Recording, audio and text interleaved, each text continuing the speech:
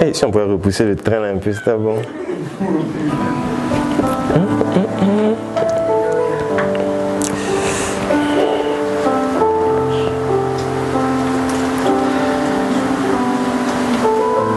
Vous savez, quand vous lisez 2 Corinthiens chapitre 5 au verset 17, la Bible dit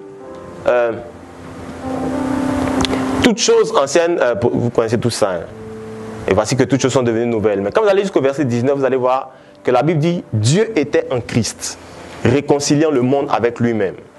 Amen. Amen. En réalité, je dis souvent aux gens que Jésus n'est pas juste un petit Dieu. Jésus n'est pas en réalité le Fils de Dieu comme nous et moi, comme vous et moi on le conçoit.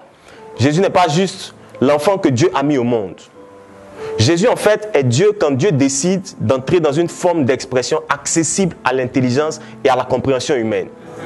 Est-ce que vous êtes avec moi? Amen. Jésus n'est pas Dieu, Jésus n'est pas un homme qui a vécu en chair comme tous les autres.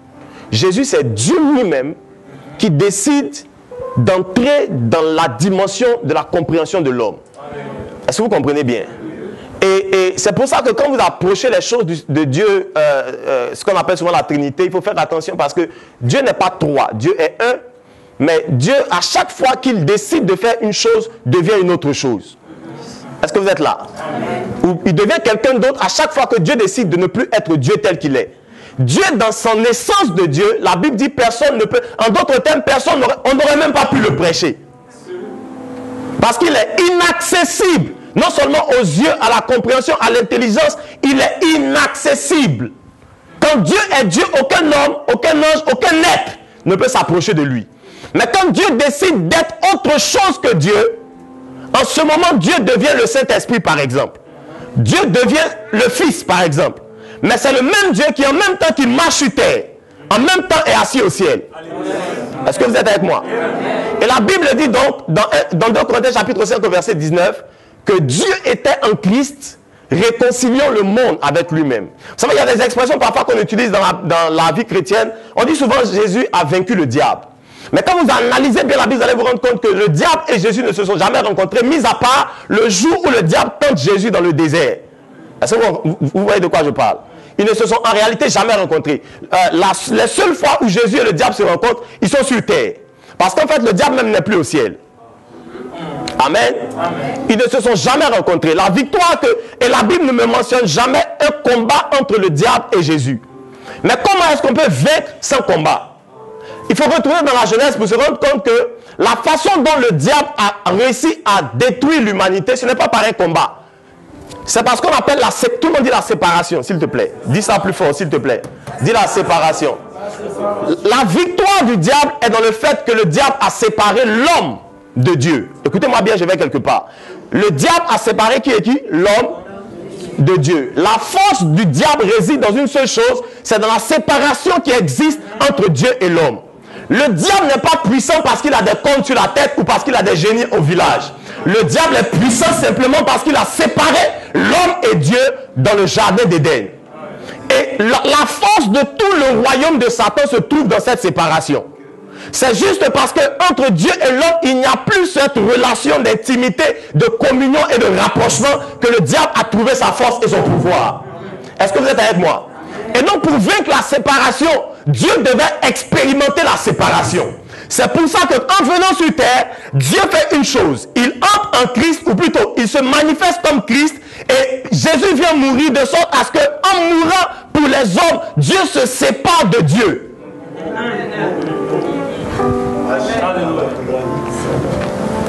Amen. Regarde quelqu'un dit, Dieu se sépare de Dieu. C'est pour ça, par exemple, que Jésus, quand il va à la croix, il dit, Père, Père, pourquoi m'as-tu abandonné? Quand vous regardez bien ce passage et que vous le relisez avec des yeux qui sont un peu plus spirituels que ceux de la lecture normale, vous allez vous rendre compte que Jésus, en fait, ne peut pas être séparé de Dieu. En fait, Jésus et Dieu, c'est la même personne. Quand Jésus dit Dieu, pourquoi m'as-tu abandonné? Ça signifie qu'en fait, dans le langage que Jésus emploie, Dieu a dû se séparer de Dieu.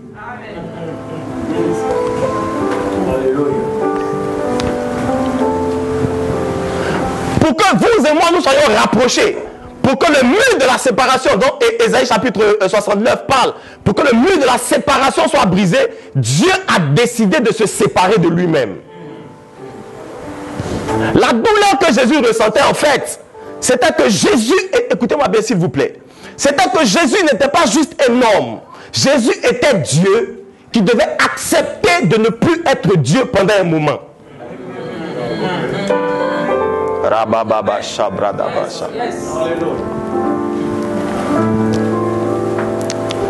C'est pour ça que pendant ce quart d'heure ou pendant ces quelques heures, pendant ces 3 heures, la Bible dit que les ténèbres ont envahi la terre.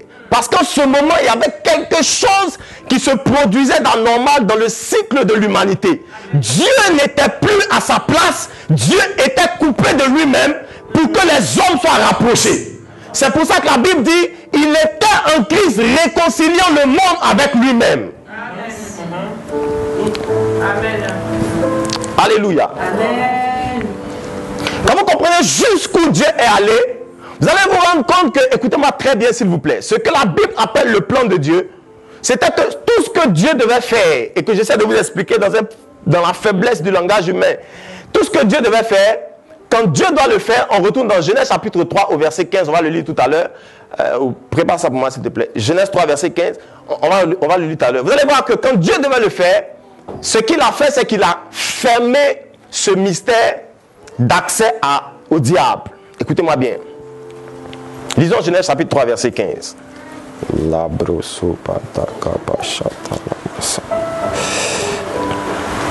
voyons la parole de Dieu dans Genèse 3 verset 15. La Bible dit, je mettrai inimitié entre toi et la femme, entre ta postérité et sa postérité. Celle-ci t'écrasera la tête. Et tu lui blesseras le talon. Amen. Tout le monde connaît ce verset.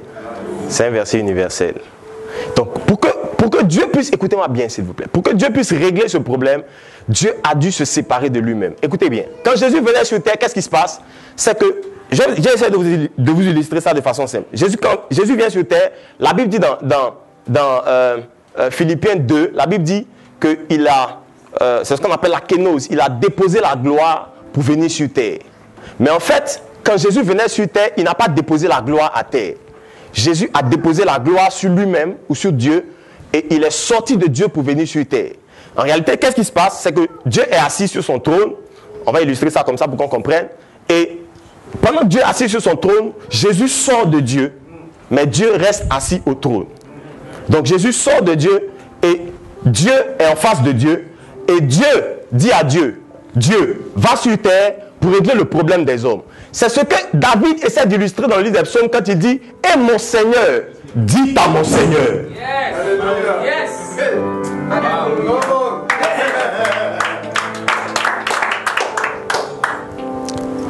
Et tant que vous ne montez pas à cette dimension, vous ne pouvez pas comprendre. Et c'est pour ça que vous allez avoir des débats de Trinité. Est-ce que Jésus est Dieu, il est le Fils? Est-ce qu'il est né avant? Il y a même un musulman qui m'a dit une fois, mais comment Dieu peut avoir des rapports avec une femme pour avoir un enfant? Parce que les choses dont on parle ne sont pas naturelles. Yes. J'ai dit à ce monsieur, je lui ai dit, en fait ton problème c'est que tu ne peux pas comprendre que Dieu est tellement grand qu'il peut être tellement petit.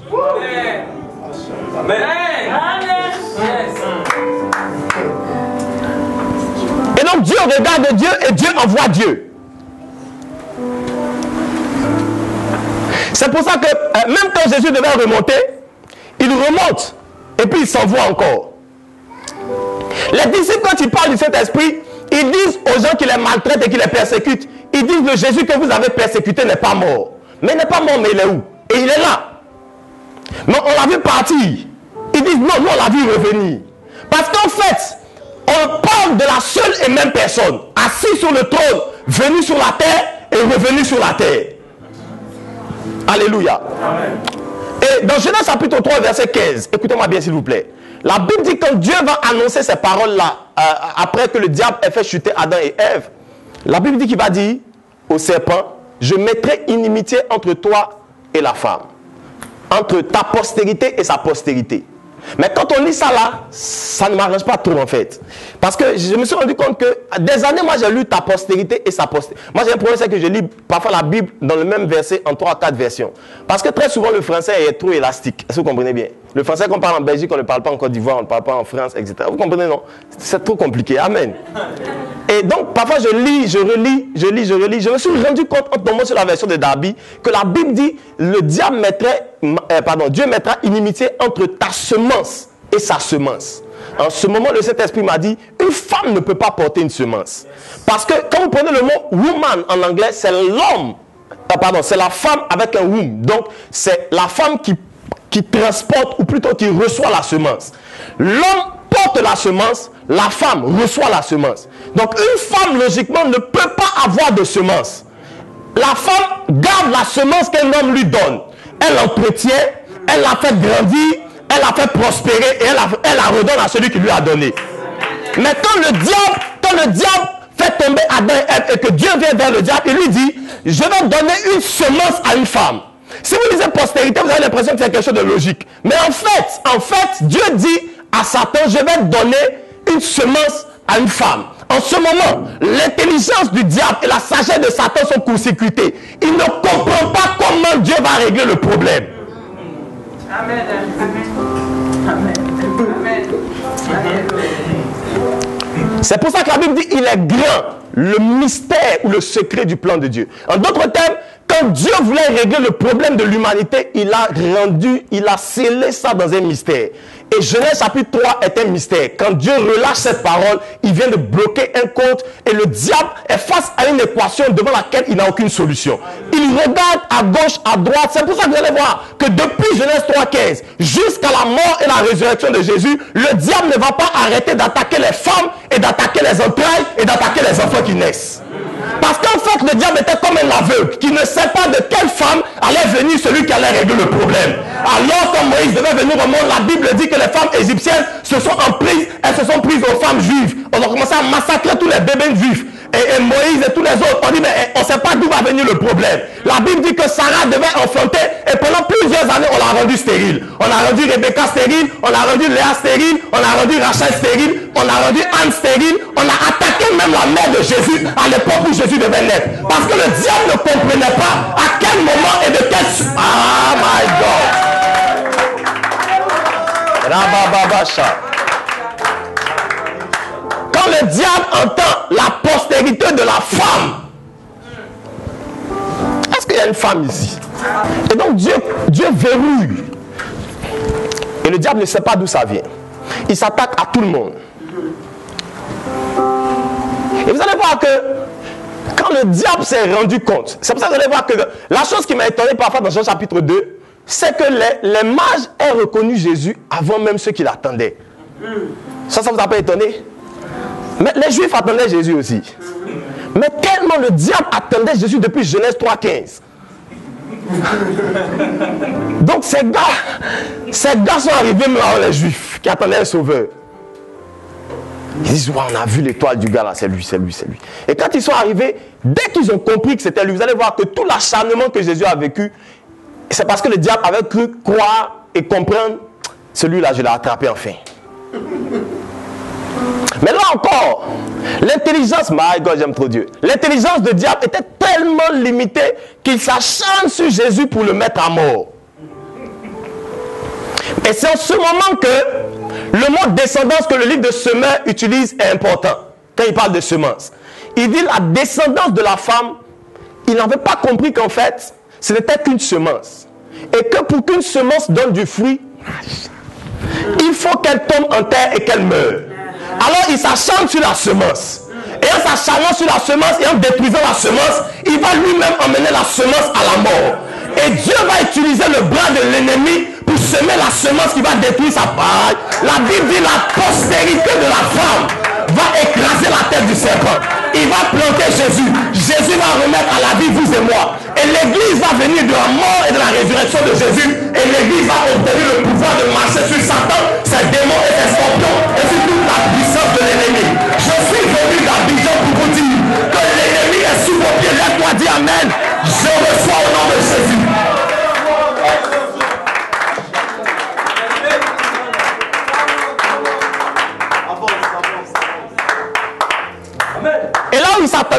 semence naturelle. Dieu nous sort une semence spirituelle. C'est ce que Jésus essayait de dire quand il parlait à ses disciples. Il dit, si le grain de blé qui ne tombe en terre ne meurt, il ne peut pas porter beaucoup de fruits. Jésus parle à Pierre, il lui dit, il faut que je meure, il faut que je sois livré au sacrificateur et qu'on me livre et qu'on me mette à la mort. Pierre dit, Pierre dit, ces choses-là, ce n'est pas Dieu qui t'a. Il faut laisser ça. Et il dit, arrière de moi, Satan. Parce que Jésus, qui était Dieu en chair, comprenait que pour que cette affaire soit réglée, il faut qu'on livre la semence au semeur. Je suis venu te dire qu'en fait, les choses que Dieu veut faire dans ta vie, il ne les a pas rendues accessibles à l'ennemi. C'est pour ça que depuis que j'ai eu accès au mystère de la piété, Dieu m'a dit, n'aie aucune crainte. Les choses que j'ai écrites pour toi avant la fondation du monde, le diable n'y a pas accès.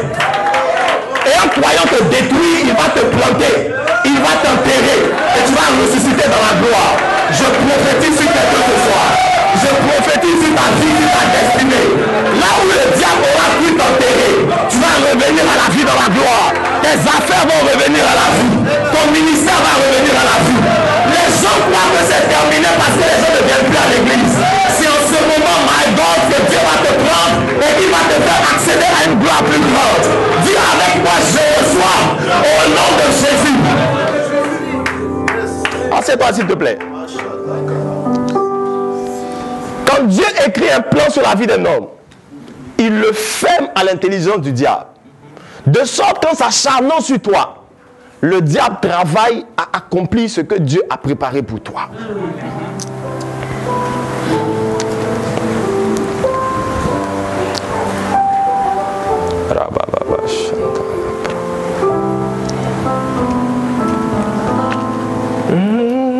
Et donc Dieu va fermer l'accès à ces mystères au diable. C'est pour ça que quand vous lisez 1 Timothée chapitre 3 verset 16, il termine par dire, tout ce que Dieu va faire termine par dire, Dieu l'a élevé dans la gloire.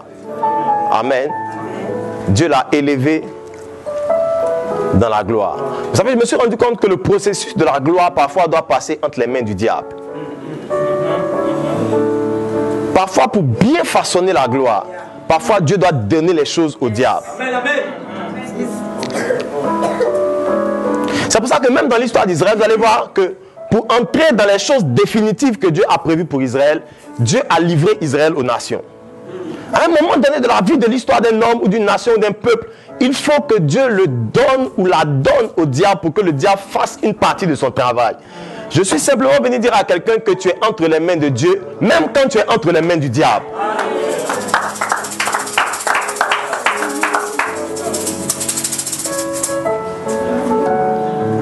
Vous savez, à un moment donné de ma vie, de ma propre vie, et j'ai eu tellement de combats compliqués. L'année dernière, on a eu un accident mortel. On revenait, on avait une croisade d'évangélisation 3 jours. Et on a fait le premier jour, c'était glorieux. On a fait le deuxième jour, c'était extraordinaire. Et puis on rentrait à la maison le deuxième jour, il y avait la veillée le lendemain, le vendredi. Et sur le chemin de la maison, on a fait un accident mortel.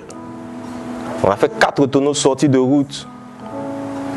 Waouh! Dans la nuit du jeudi au vendredi, on s'est retrouvé à l'hôpital aux urgences. C'était terrible. C'était un cauchemar. J'étais avec ma fille, j'étais avec ma femme, j'étais avec plein de tout ça. Et pendant cette nuit, j'ai dit au Seigneur, mais comment on peut revenir de la croisade et faire un accident qui va nous ôter la vie? Au moins, même si nous, on n'est pas bon, au moins, on vient de faire l'œuvre du Seigneur quand même.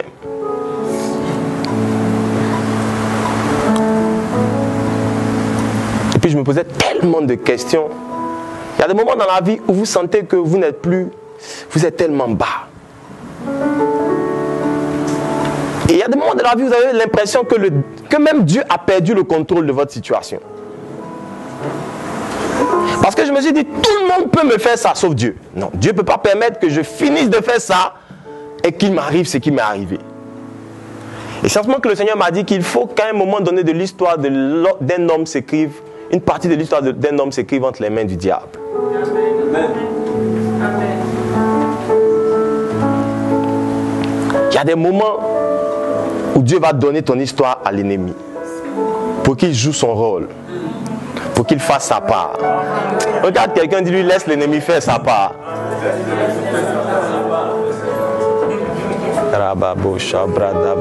Il y a des choses que Dieu ne peut pas semer lui-même. Je n'ai pas le temps de tout vous dire. Il y a des choses que Dieu ne peut pas semer lui-même dans votre vie. Il y a des choses qu'il faut qu'il laisse l'ennemi semer dans votre vie pour que ça pousse dans la gloire. La Bible dit celui qui va semer avec des pleurs va récolter avec des chants d'allégresse. Il y a des moments pour que la joie soit justifiée.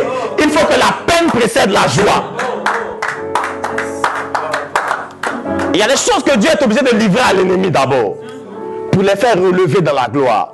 Je veux terminer ce soir en vous disant que Dieu va te faire revenir dans la gloire. Dieu va te relever dans la gloire. Dieu va te replacer là où, au-delà de là où tu étais avant que l'ennemi ne t'atteigne.